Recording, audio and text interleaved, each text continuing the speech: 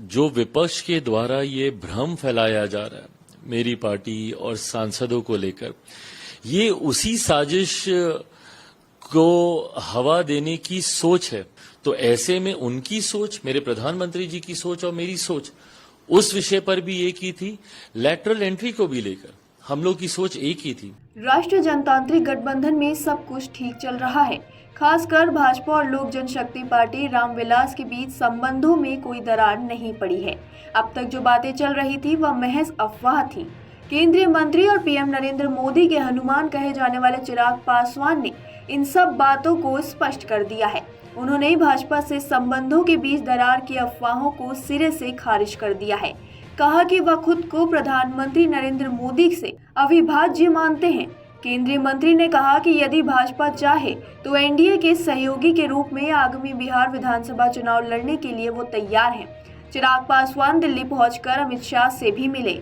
इधर अपने चाचा व पूर्व केंद्रीय मंत्री पशुपति कुमार पारस की गृह मंत्री अमित शाह के साथ हाल ही में हुई मुलाकात पर उन्होंने कहा कि उन्होंने सभी जन समर्थन खो दिया है। वह लोकसभा चुनाव से पहले भी सभी लोगों से मिल रहे थे। वह अभ्यास बेकार साबित हुआ। वहीं वक्फ बोर्ड सुधार, लेटरल एंट्री, क्रीमी लेयर और अनुसूचित जातियों के उपवर्गीकरण जैसे मुद्दों पर चिराग पासवान ने कहा कि प्रधानमंत्री नरेंद्र मोदी के लिए मेरा प्यार अटूट है। मैं उनसे अविभाज्य हूँ। जब तक वह प्रधानमंत्री हैं, मैं उनके साथ रहूंगा। चिराग ने कहा कि मेरे विचार हमेशा सरकार के रुख को दर्शाते हैं। इसका एक उदाहरण वक्फ विधेयक को संयुक्त संसदीय समिति को भेजना है। आगामी चुनाव के सवाल पर चिराग ने कहा कि उनकी पार्टी झारखंड जैसे राज्यों में एनडीए के सहयोगी के रूप में चुनाव लड़ने के खिलाफ नहीं है। केंद्रीय मंत्री ने कहा कि वास्तव में हमारी पार्टी का बिहार और केंद्र में भाजपा के साथ गठबंधन है, इसलिए हम राष्ट्रीय स्तर पर और अपने गृह राज्य में गठबंधन धर्म का पालन करेंगे। झारखंड जैसे राज्यों में हमारे पास कोई शर्त नहीं है। इसका मतलब ये नहीं कि हम वहां भाजपा के साथ गठबंधन के खिलाफ हैं। अगर भाजपा और अन्य एनडीए सहयोगी हमें साथ लेना चाहते हैं तो हम तैयार हैं। तो मुझे खैर उस वक्त भी नहीं लगा था। मेरे नेता, मेरे पिता आदरणीय रामविलास पासवान जी का आशीर्वाद है और उनकी दी हुई सीख है, जो किसी भी परिस्थिति में, उनका भी 50 साल से ज्यादा, 5 दशक से ज्यादा उनका भी अपना राजनीतिक अनुभव रहा और उन्होंने भी राजनीति में कई उतार चढ़ाव देखे। तो ना कभी वो घबराए, ना कभी मैं घबराया होता तो शायद 2021 के बाद जो परिस्थितियां बनी थी, शायद मैं उससे कभी उभर ही नहीं पाता।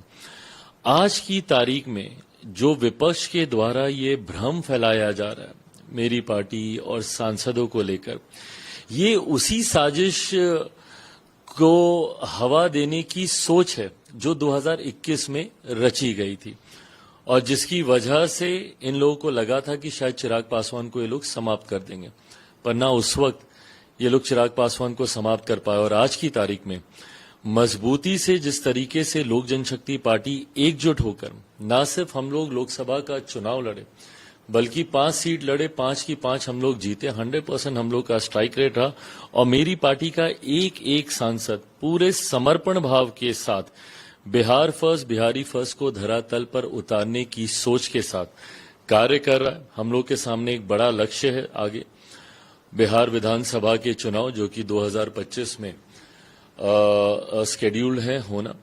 उस दिशा में पूरी पार्टी मजबूती से एकजुटता के साथ लगी है। जो लोग सोचते हैं कि पार्टी में इस तरीके की टूट हो, वो अपनी ख्वाहिशों को पर देने का काम कर रहे हैं। वो ऐसा चाहते हैं कि ऐसा हो, पर किसी की चाहत से कुछ हो ऐसा होता नहीं है।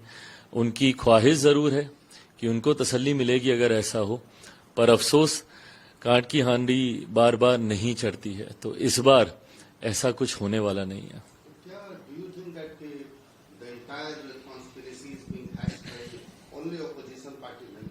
Of course, only opposition party members. Who else will do this? They're the only one who wants to create differences between me and my ally partners.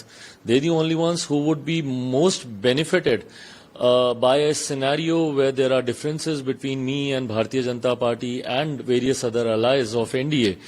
So of course, yes, they are the one who are trying to set this narrative for their own benefits. जिस तरह से आप इन दिनों हाल के दिनों में मुद्दों को उठाया है, जैसे SC/ST के कोटा कोर्ट का ऑर्डर आया था मामले में, या फिर उसके बाद लेटर एंट्री वाला, तो कहीं न कहीं एक आप पर सत्ता पक्ष की ओर से भी दबाव बनाने के लिए भी एक इस तरह की चीजें प्लान तो नहीं की गई। देखिए, जिन विषयों का आप जिक्र कर रहे हैं उसमें मैं मेरे गठबंधन के साथी और खास तौर पे गठबंधन के सबसे प्रमुख साथी भारतीय जनता पार्टी, मेरे प्रधानमंत्री, मेरी सरकार, हम लोग उस फैसले में एक साथ ही थे। कोई भी ऐसा फैसला हो जिसका आपने जिक्र किया हो, आपने जिक्र किया जो सुप्रीम कोर्ट के द्वारा जो ऑब्जर्वेशंस आए थे, जिसमें क्रीमी लेयर के प्रावधानों का जिक्र किया गया था, वर्गीकरण का जिक्र किया गया था, कैबिनेट की उस बैठक में मैं मौजूद था और ये स्वतः प्रधानमंत्री जी के द्वारा ही इस विषय को उस कैबिनेट की बैठक में उठाया गया था, जहां पे उन्होंने चिंता जताई इस बात को लेकर कि जिस तरीके से माननीय न्यायालय के द्वारा अनुसूचित जाति वर्ग को लेकर क्रीमी लेयर के प्रावधानों का जिक्र किया गया है, वर्गीकरण का जिक्र किया गया है। और उस कैबिनेट की बैठक में हम सबसे सुझाव सुनने के बाद प्रधानमंत्री जी ने पूरी स्पष्टता के साथ इस बात का जिक्र किया कि आरक्षण के प्रावधान उसी तरीके से बरकरार रहेंगे जो व्यवस्था डॉक्टर बाबा साहेब भीमराव अंबेडकर जी ने संविधान निर्माण के दौरान जो व्यवस्था तैयार की थी। तो ऐसे में उनकी सोच, मेरे प्रधानमंत्री जी की सोच और मेरी सोच उस विषय पर भी एक ही थी। लैटरल एंट्री को भी लेकर हम लोग की सोच एक ही थी। जब ये लैटरल एंट्री, जब ये एडवर्टीजमेंट निकली, उसके बाद मैंने भी इस पे अपनी चिंताएं जाहिर की थी और उस वक्त भी मैंने ये कहा था कि मेरे पास एक मंच है जहां पे मैं अपनी बातों को रख सकता हूं।